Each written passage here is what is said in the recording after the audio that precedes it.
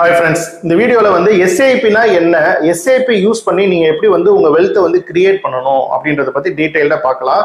SIP பத்தி பாத்தீங்கன்னா ஒரு சில மித் இருக்கு. அந்த மித்தையும் வந்து எக்ஸ்பிளைன் பண்ணி இந்த வீடியோல உங்களுக்கு நான் சொல்றேன். என்னோட பேர் ஜீவராஜ். நான் வந்து ஒரு personal finance and digital marketing கன்சல்டன்ட்டா இருக்கேன். இந்த வீடியோ வந்து கண்டிப்பா உங்களுக்கு ரொம்ப யூஸ்ஃபுல்லா இருக்கும். வீடியோ லைக் பண்ணுங்க. நம்மளோட சேனலை சப்ஸ்கிரைப் பண்ணாம பார்த்துட்டு இருக்கீங்க அப்படின்னா சேனலையும் கண்டிப்பா நீங்க சப்ஸ்கிரைப் பண்ணிட்டு இந்த வீடியோ பாருங்க. SIP அப்படின்றது வந்து சிஸ்டமேட்டிக் இன்வெஸ்ட்மெண்ட் பிளான் அப்படின்னு சொல்லுவாங்க. அது வந்து இப்போ மாசம் வந்து நம்ம வந்து பண்ற இன்வெஸ்ட்மெண்டா இருக்கலாம், வீக்லி பண்ற இன்வெஸ்ட்மெண்டா இருக்கலாம். அந்த மாதிரி குறிப்பிட்ட இடைவேளையில நம்ம ரெகுலரா வந்து நம்ம ஒரு ஸ்ட்ராட்டஜி பண்ணி நம்ம இன்வெஸ்ட்மெண்ட் பண்ணிட்டு இருக்கோம் அப்படின்னா அந்த ப்ராசஸ் தான் வந்து சிஸ்டமேட்டிக் இன்வெஸ்ட்மெண்ட் பிளான் அப்படின்னு சொல்லுவாங்க. இப்போ ட்ரெடிஷ்னலா நம்ம ஆல்ரெடி பாத்தீங்கன்னா நம்ம முன்னால ரியல் எஸ்டேட்ல அந்த மாதிரி நம்ம பண்ணிருக்கோம். இந்த டேர்ம் வந்து இப்போ mutual fund, stock market, crypto கரன்சில வந்ததுக்கு அப்புறம் தான் இந்த டேர்ம் வந்து ரொம்ப பாப்புலரா இருக்கு. ஆனா முன்னாடியே பாத்தீங்கன்னா நம்ம இந்த சிஸ்டமேட்டிக் இன்வெஸ்ட்மெண்ட் பிளான் யூஸ் பண்ணி ரியல் எஸ்டேட்ல நம்ம வந்து முன்னாடி பண்ணிட்டு இருந்திருக்கோம். இப்ப மாசம் வந்து பணம் கட்டி நம்ம வந்து லேண்ட் வாங்குறது, அதே மாதிரி மாசம் பணம் கட்டி நம்ம வந்து கோல்டு வாங்குறது, இந்த ட்ரெடிஷனல் மெத்தட்லயும் வந்து நம்ம இந்த ஸ்ட்ராட்டஜி வந்து நம்ம ஆல்ரெடி யூஸ் பண்ணிருக்கோம். இந்த மியூச்சுவல் ஃபண்ட்ஸ்ல வந்து இந்த SIP பண்றது மூலியமா பாத்தீங்க அப்படின்னா நமக்கு இந்த ருபி காஸ்ட் ஆவரேஜிங் அப்படின்னு சொல்லுவாங்க. இப்போ வந்து SIPல இப்போ மியூச்சுவல் ஃபண்ட்ஸ்ல பாத்தீங்கன்னா யூனிட்ஸ் அப்படின்னு சொல்லிட்டு தான் அலோகேட் பண்ணுவாங்க. இப்போ வந்து ஃபார் எக்ஸாம்பிள் நீங்க மாசம் 5000 ரூபாய் வந்து நீங்க வந்து கன்சிஸ்டன்டா நீங்க வந்து இன்வெஸ்ட் பண்ண போறீங்க அப்படின்னா மார்க்கெட்ல நீங்க டவுனா இருக்கும் போது இப்போ 5000 ரூபாய் நம்ம இன்வெஸ்ட் பண்ணும்போது நமக்கு யூனிட்ஸ் வந்து அதிகமா கிடைக்கும். மார்க்கெட் வந்து இப்போ அப்ல போயிட்டு இருக்கு அப்படின்னா நம்ம பே பண்ற அந்த 5000 ருபீஸ் பாத்தீங்கன்னா யூனிட்ஸ் வந்து கம்மியா கிடைக்கும். ஸோ மார்க்கெட் வந்து அப்பா இருக்கு டவுனா இருக்கு அப்படின்றத பத்தி நம்ம ஒரி பண்ண தேவையே கிடையாது. ஒரே அமௌண்ட்டை நம்ம கன்சிஸ்டன்டா வந்து பே பண்ணிட்டே இருக்கோம் அப்படின்னா ஸோ அது வந்து நமக்கு ஓவராலா ஆவரேஜ் ஆயிரும். இதுதான் வந்து ருபி காஸ்ட் ஆவரேஜிங் அப்படின்னு சொல்லுவாங்க. ஸோ அதை வந்து கன்சிஸ்டன்டா ரீஇன்வெஸ்ட்மெண்ட் பண்ணிட்டே வரதுனால நமக்கு நம்மளோட இன்வெஸ்ட்மெண்ட் அப்படின்றது காம்பவுண்ட் ஆகிறதுக்குரிய வாய்ப்புகளும் வந்து அதிகமா இருக்கு. இதை வந்து மியூச்சுவல் ஃபண்ட்லயும் நம்ம இம்ப்ளிமெண்ட் பண்ணலாம். இதுல வந்து ஸ்டாக் மார்க்கெட்லயே வந்து இப்போ உங்களோட ப்ரிஃபர்ட் ஸ்டாக் நீங்க வந்து இன்வெஸ்ட் பண்ணணும். இப்போ ஃபார் எக்ஸாம்பிள் வந்து இப்போ நீங்க ஒரு ஸ்டாக் வந்து ஒரு நல்ல ஸ்டாக் இல்ல நீங்க யூஸ் பண்ணிட்டு இருக்க ப்ராடக்டே வந்து அந்த கம்பெனியே நீங்க ஸ்டாக் வாங்குறீங்க, இல்ல நீங்க வந்து ஒரு டிரான்சாக்ஷன் பண்ணிட்டு இருக்க பேங்கே வந்து நீங்க வந்து ஸ்டாக்ல வந்து வாங்க போறீங்க அப்படின்னா மாசம் வந்து கன்சிஸ்டன்டா ஒரு அமௌண்ட் யூஸ் பண்ணி நீங்க அந்த ஸ்டாக் வந்து SIP மூலமா வாங்கலாம். இப்போ வந்து ஃபார் எக்ஸாம்பிள் நீங்க வாங்க போற ஸ்டாக்கோட விலை வந்து ஒரு 500 ருபீஸ் அப்படின்னா இப்போ மாசம் 10 ஸ்டாக் நீங்க வாங்குறீங்க அப்படின்னா ஒவ்வொரு மாசம் ஒவ்வொரு ரேட்ல நீங்க வாங்கும்போது ஸோ சேம் வந்து பாத்தீங்கன்னா ருபி காஸ்ட் ஆவரேஜிங் ஆகும். ஸோ ஓவராலா நீங்க வந்து ஒரு 5 வருஷத்துக்கு நீங்க அந்த ஸ்டாக் வாங்கும்போது அந்த ஸ்டாக் விலை கம்மியா இருக்கும் போது நீங்க வாங்கியிருப்பீங்க, விலை வந்து அதிகமா இருக்கும் போது வாங்கியிருப்பீங்க.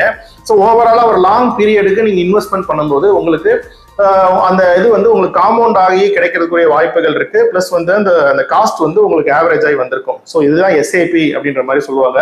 இந்த SIPல வந்து பொதுவா வந்து என்னென்ன மாதிரியான மிஸ் அண்டர்ஸ்டாண்டிங் இருக்கு, என்னென்ன மித் இருக்கு அப்படின்னா SIPல நம்ம பண்ணோம் அப்படின்னா கேரண்டீடா நமக்கு வந்து ஒரு ரிட்டர்ன் கிடைக்கும் அப்படின்ற மாதிரி ஒரு மித் இருக்கு. அப்படி கிடையாது.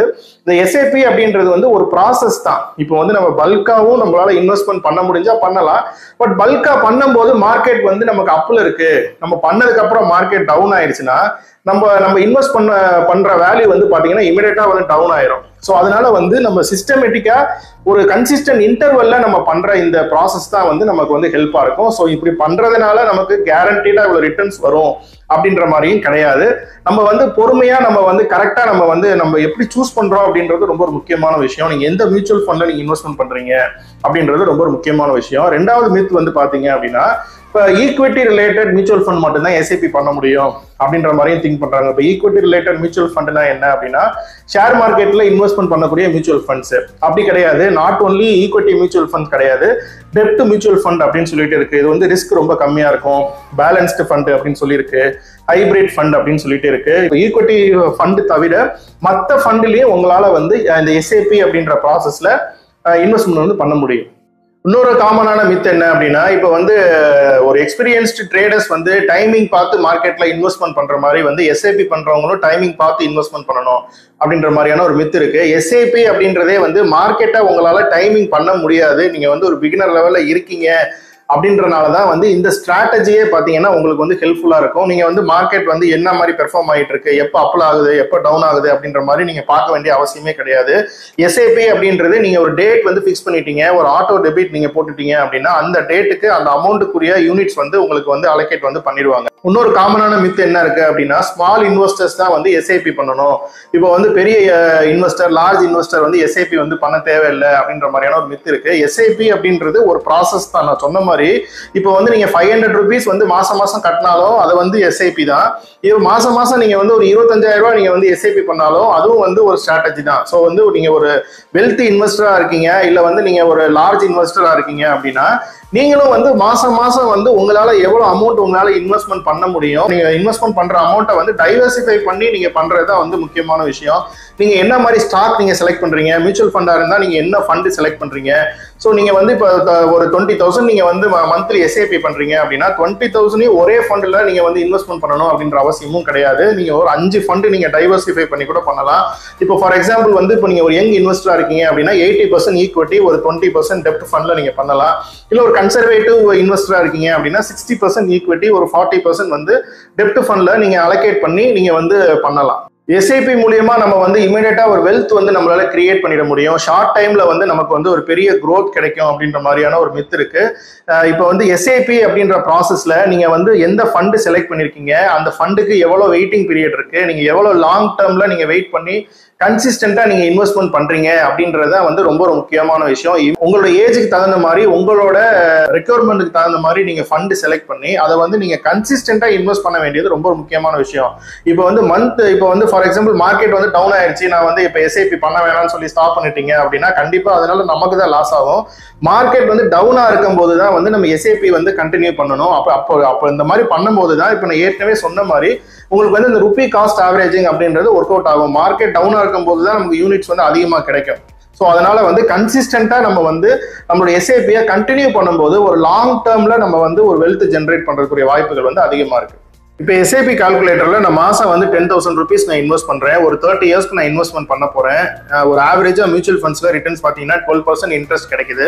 ஸோ எவ்வளவு நமக்கு ரிட்டர்ன்ஸ் நான் எவ்வளவு இன்வெஸ்ட் பண்ணிருப்பேன், எவ்வளவு எனக்கு ரிட்டர்ன்ஸ் கிடைக்கும் அப்படின்றத நம்ம ஒர்க் அவுட் பண்ணி பார்த்துடலாம். மாசத்துக்கு 10,000 rupees, நம்பர் ஆஃப் இயர்ஸ் வந்து 30, எக்ஸ்பெக்டட் ரேட் ஆஃப் ரிட்டர்ன் வந்து 12% அப்படின்ற மாதிரி வச்சுக்கலாம்.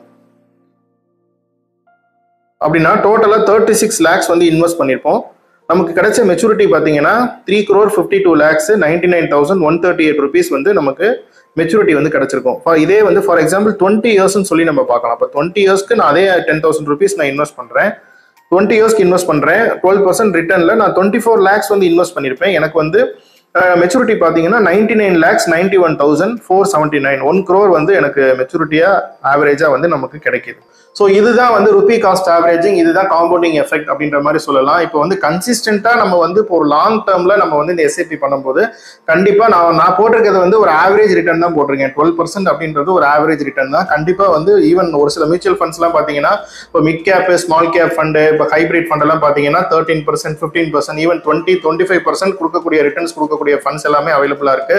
ஸோ நீங்க வந்து இப்போ லாங் டேர்ம்ல பிளான் பண்ணி நீங்க பண்ணுங்க. ஸோ இந்த எஸ்ஐபி மூலியமா நீங்க மியூச்சுவல் ஃபண்ட்ஸும் பண்ண முடியும், ஸ்டாக்கும் பண்ண முடியும். ஈவன் கிரிப்டோல இன்வெஸ்ட்மெண்ட் பண்றவங்க கூட மாசம் மாசம் ஒரு கிரிப்டோ வாங்குறாங்க, ஒரு பிட்காயின் வாங்குறாங்க, ஒரு எத்தீரியம் வாங்குறாங்க அப்படின்னா மாசம் மாசம் அவங்க கிட்ட எவ்வளவு அமௌண்ட் இருக்கோ அதை கன்சிஸ்டன்டா வந்து இன்வெஸ்ட்மெண்ட் பண்ணி அவங்க பண்ணும்போதும் அதுக்கும் வந்து ஒர்க் அவுட் ஆகும். இப்போ வந்து இந்தியன் எக்ஸ்சேஞ்சஸ் நிறைய இருக்கு.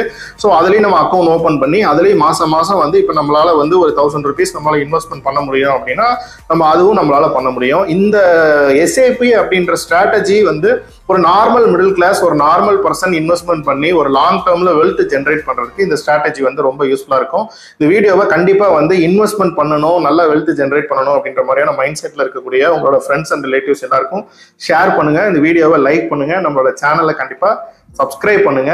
நெக்ஸ்ட் இதே மாதிரி ஒரு யூஸ்ஃபுல்லான வீடியோல உங்களை மீட் பண்றேன். அது வரைக்கும் bye from 0 to hero with Jiva.